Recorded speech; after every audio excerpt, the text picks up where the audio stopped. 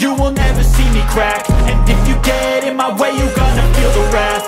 Gotta say it to my face while he's looking back. Mirror breaks after math. When I hate, I attack. İlk geldiği yer ve buraya ayaklarından zincirleniyorlar.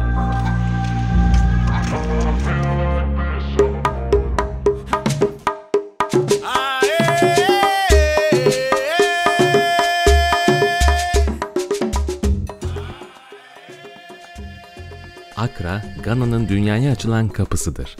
Afrika'nın en modern şehirlerinden olan Accra, Gana'nın ticaret, sanayi ve kültür merkezidir.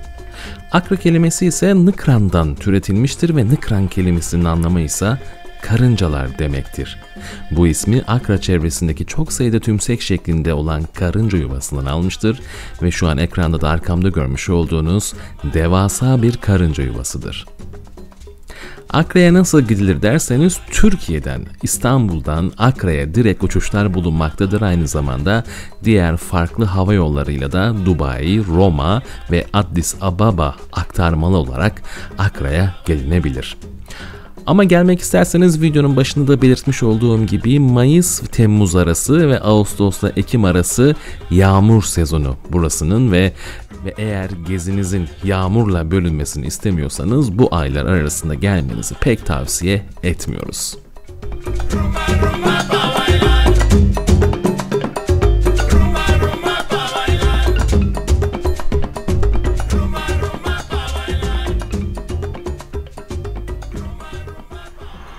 1600 yıllarda yapılan Jamestown Deniz Feneri buradaki gemilere yol gösteriyor ki buradaki köleleri gelip alabilsin.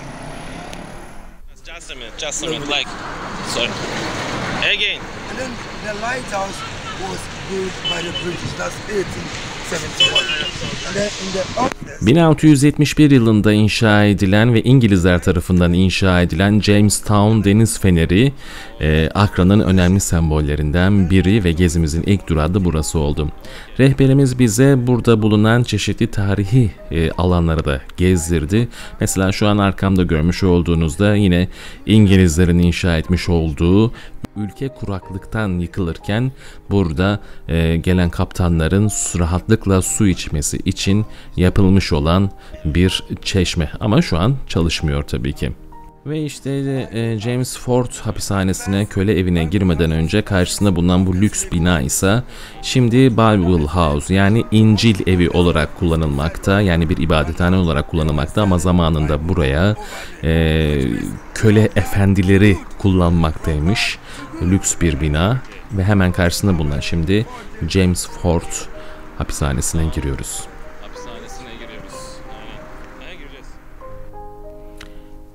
Bayanlar ve erkekler burada ayrı mekanlarda tutulmaktaymış ve burada şu an yıkık olarak gördüğünüz, şu an ekranda gördüğünüz alanda da erkeklerden güçlüleri ve yemek yapabilenleri burada görmüş olduğunuz arkada yıkık olan yer mutfağı ve burada yemekleri yapıyordu yine köleler. Ve burada kollarınızı lütfen bağlamayın uyarısı alıyoruz çünkü burada özgürlüğünü elde ettiği için Accra ve Ganalılar artık lütfen burada kollarınızı bağlamayalım uyarısı da aldık.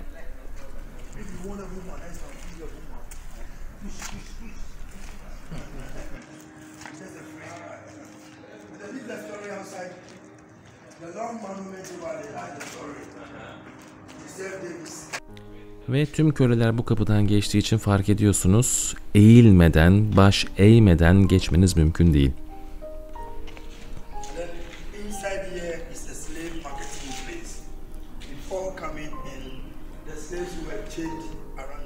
Ve bu James Ford köle evine gelen köleler ilk olarak bu alanda yerde bulunan zincirlere ayak bileklerinden zincirlenerek bağlanıyorlar ve burası bir aslında köle pazarı.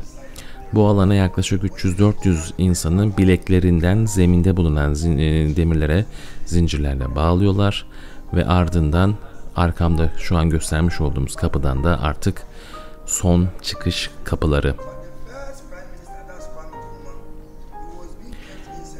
Ve Gana'nın ilk Cumhurbaşkanı da bu alanda satışa sunuluyor, köle olarak satışa sunuluyor ve birazdan girecek olduğumuz alanda yaklaşık 1,5-2 yıl boyunca da tutsak olarak bulunuyor.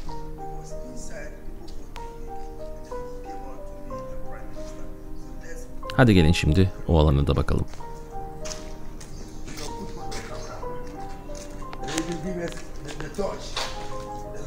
Burası kölelerin ilk geldiği yer ve buraya ayaklarından zincirleniyorlar. Ardından buradan satın alınan köleler içerideki odalara gidiyor.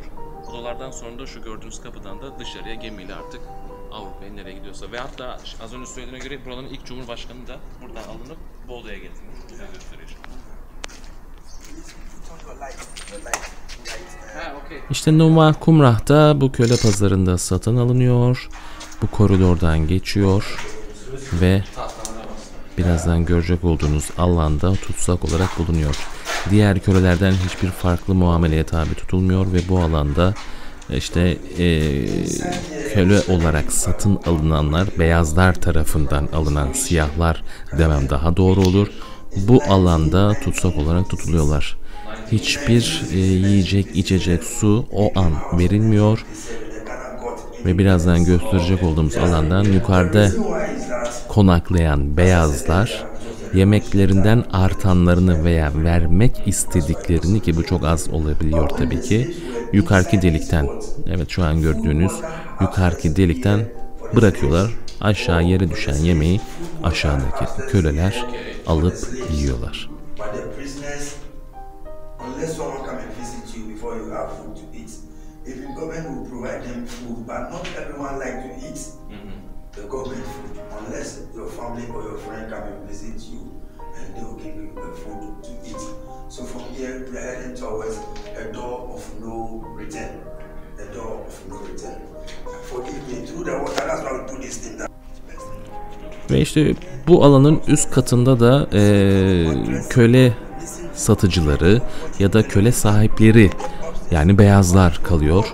O alanda her türlü imkan zamanında bulunuyormuş. İşte televizyonlar, yiyecek içecekler, ama alt katlardaysa, şu an gördüğünüz alt kat, zemin kat odalardaysa bu bulunduğumuz alandan satın alınan köleler yan odalarda, özel odalara alınıyorlar.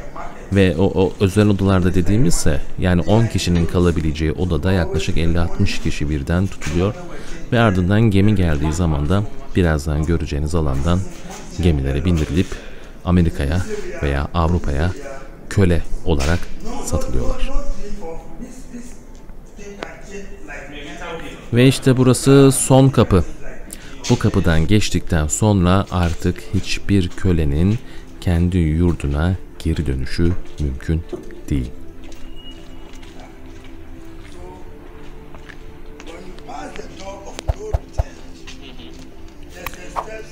Etraftaki duvarların neden bu kadar yüksek olduğunu anlatıyor ki buraya gelenler artık kaçmayı düşünebileceği düşüncesiyle duvarlar yüksek, ki o duvarın aşağısı da gerçekten çok yüksek, geçmek imkansız. Şu an önümüzde görmüş olduğunuz o tümsek toprak yeşillik alansa aslında bir tünelin girişi. O kapılardan gelenler buradaki tünelden aşağı iniyorlar ve bu kalenin hemen önü bu arada okyanus. Gine Körfezi'ne açılan okyanus ve bu tünelden de doğrudan gemiye gidiyorlar, ki birazdan orayı da göstereceğini anlatıyor rehberimiz.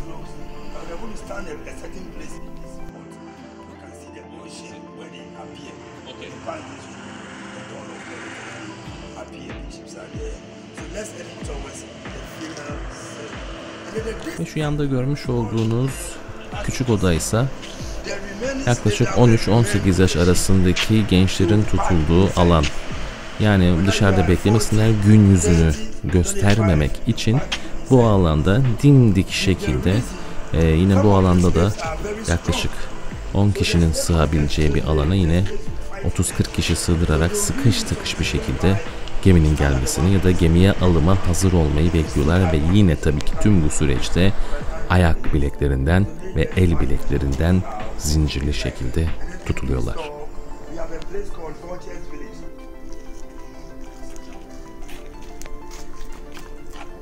Satın alınan köleler bu kapıdan çıktıktan sonra şu topraklı olan alanda bir tünel var. O tünelden doğruca gemilere gidip oradan da artık Avrupa'ya köle ticareti. Eğer 13 yaşında falansanız bu içeriki odaya giriyorsunuz ve dimdik bir şekilde artık 15-20 kişi alıyorlar giriyormuş içeriye. Orada bekliyorsunuz, satın alınıyorsunuz ve buradan artık gemilerle Avrupa'ya gönderiliyorsunuz.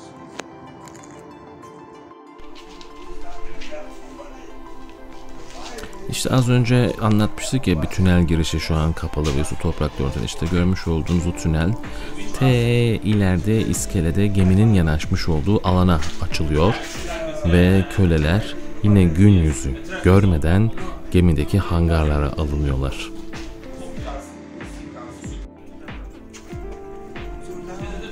Az önce göstermiş olduğumuz alanlar James Ford köle evinin erkek bölümüydü ve şimdi bayanlar bölümüne girdik. Şu anki göstermiş olduğu oda buraya getirilen, beğenilen, satılabileceği düşünülen kadın kölelerin ilk muayenelerinin yapıldığı alan, yani bir nevi revir. Eğer ki burada ciddi bir hastalığı olduğu ya da farklı bir durumları tespit edilirse en yakın hastaneye götürüldüğü belirtilmekte veya buradan çıkartıldıkları belirtilmekte ama şu anda da görmüş olduğunuz gibi içeride hiçbir şey yok.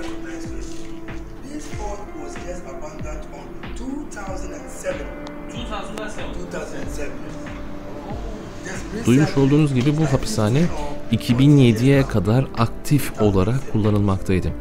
Yani Gana bağımsızlığını ilan edene kadar bir köle ticarethanesi, ardındansa bir hapishane olarak 2007 yılına kadar kullanıldı.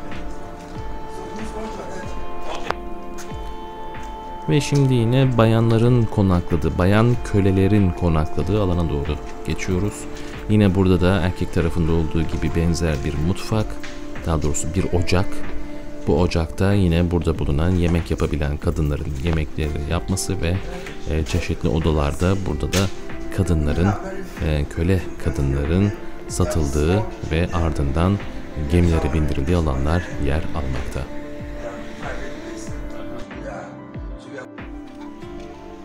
Gana'da çocukların zamanında sokaklardan toplanıp köle olarak yurt dışına, Amerika'ya gönderilmesi sebebiyle burada boks bir hayli revaçta olan bir spor. Çünkü çocuklar eğer ki güçlü olurlarsa kendilerini koruyabileceklerine inanılıyor. Ve şimdi de yine Gana'da önemli bir yer, Gana Sanat Merkezi'ndeyiz. Burada Ganalılara özel yapılmış, Ganalıların özel olarak yapmış oldukları el hüneri, marifetleri yer almakta.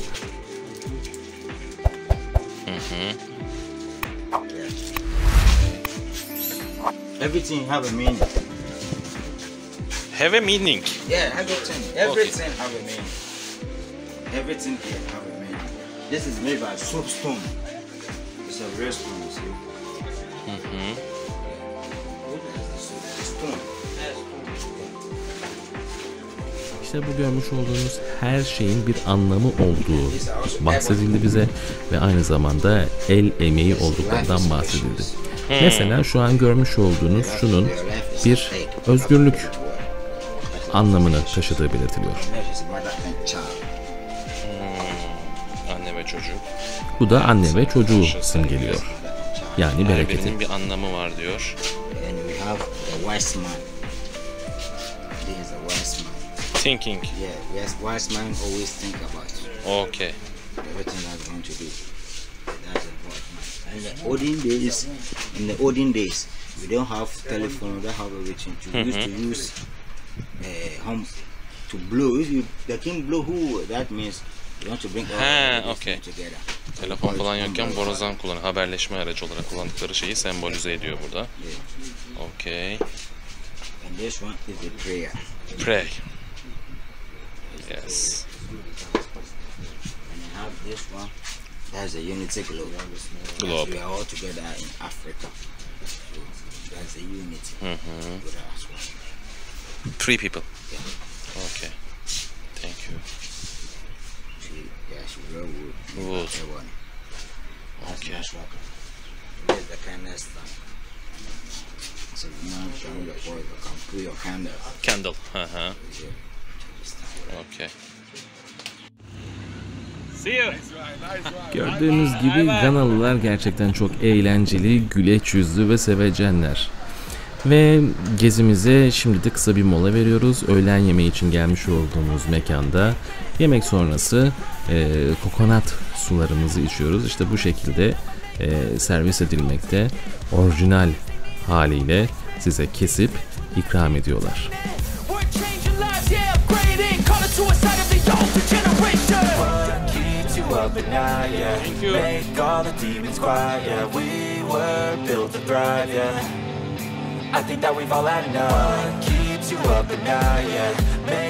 Ve işte öğlen yemeği için gelmiş olduğumuz mekanda turist ağırlıklı bir mekan olması sebebiyle çeşitli eğlenceler, gösteriler de turistler için yapılmakta. İşte motorlarla sahilde gezdirme, safari misali. Ardından at üstünde kısa bir gezinti turları yapılmakta. Ve de aynı zamanda işte bu görmüş olduğunuz arkadaş da sahilde oturan, yemeklerini yiyen, içeceklerini içen turistlere gösterisini sergilemekte. Enteresan, ilginç, değişik bir andı. Sizlerle de paylaşmak istedik.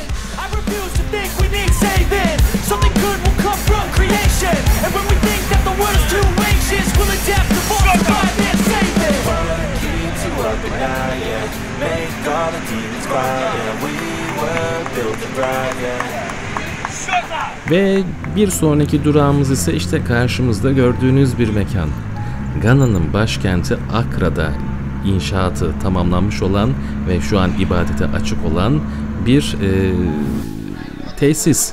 Tesis dememin sebebi şu: cami, yurt, spor kompleksi ve de çeşitli konferansların gerçekleştirilebildiği bir alan.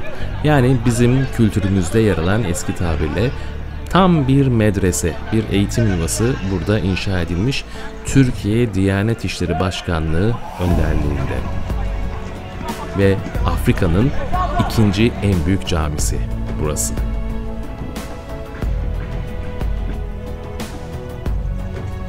Ve nasibimizde de ikindi namazını kılmak buraya nasip oldu. Tam geldiğimiz zaman da ezanlar başladı ve caminin içi de işte bu şekilde. Yani Türkiye'deki camilerden hiçbir farkı yok.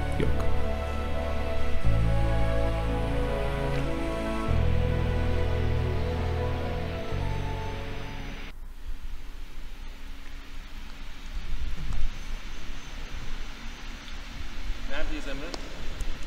Cami. Accra, Gana'nın başkenti Accra merkezdeki camideyiz. İkindi ezanı başladı. Diyanet İşleri Başkanlığımızın önderliğinde inşaatı tamamlanan ve tabii ki tüm Türklerin, yani şu an bu videoyu izleyen sizlerin de desteğiyle yapılmış olan devasa bir cami. Az önce söylemiş olduğum gibi Afrika kıtasının ikinci en büyük camisi olarak tanımlanmakta bu camide.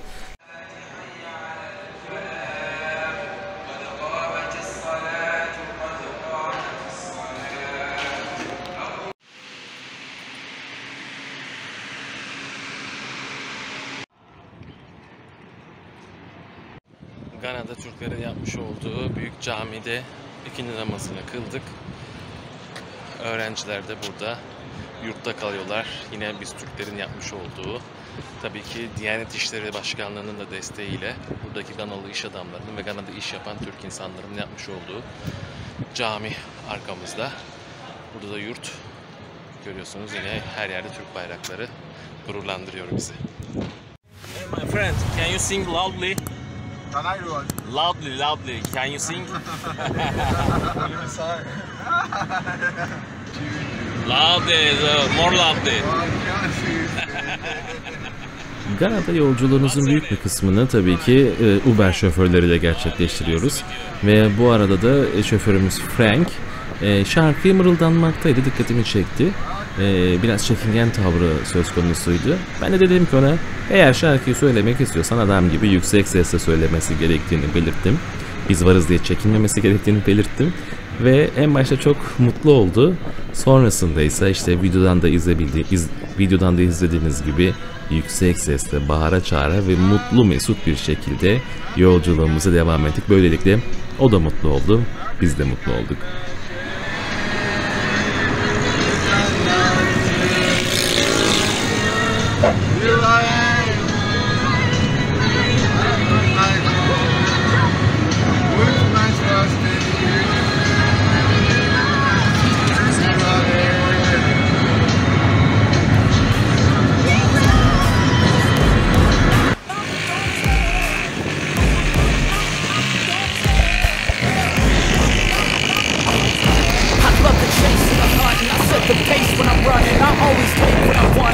always give it 100. Don't need a bank, no I'm funded. Play the game like it's nothing. I'm always thankful for something. Don't take for granted, stay humble. Now wake up, it's time to look at the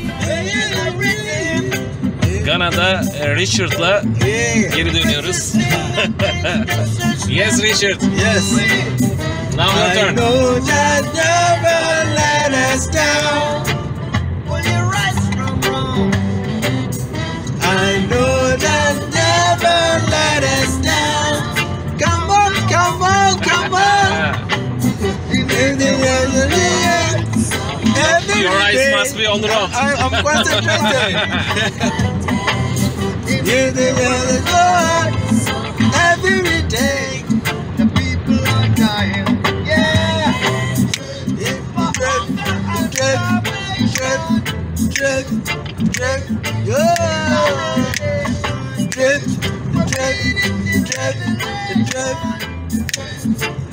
Çok eğlenceli bir yolculuk. Say hello to Turkey. Hey, hello Turkey. I'm Richard. Welcome to Ghana.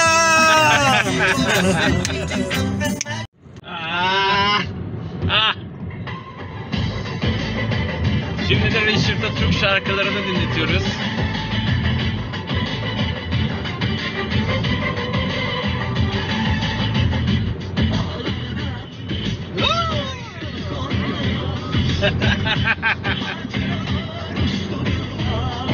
Did you like? Yeah, I like it. Turkey, welcome to Ghana. Okay.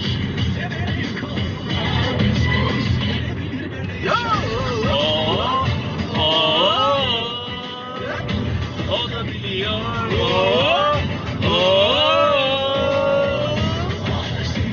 I am still the Uber driver.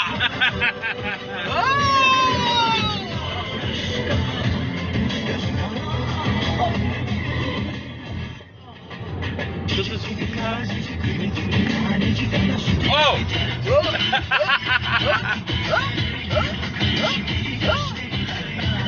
It's very good.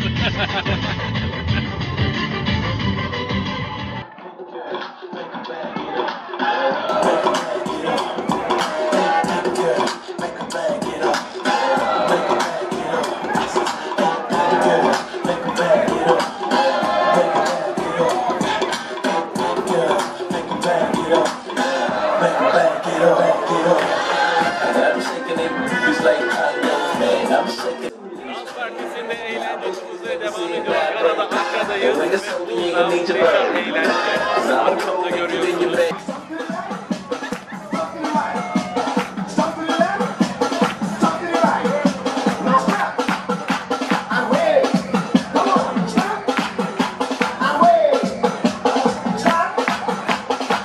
Kanada'dan herkese iyi akşamlar. Bugünkü videomuzda böyle eğlenceli görüntülerle kapatıyoruz. Herkese iyi eğlenceler. Kanala abone olup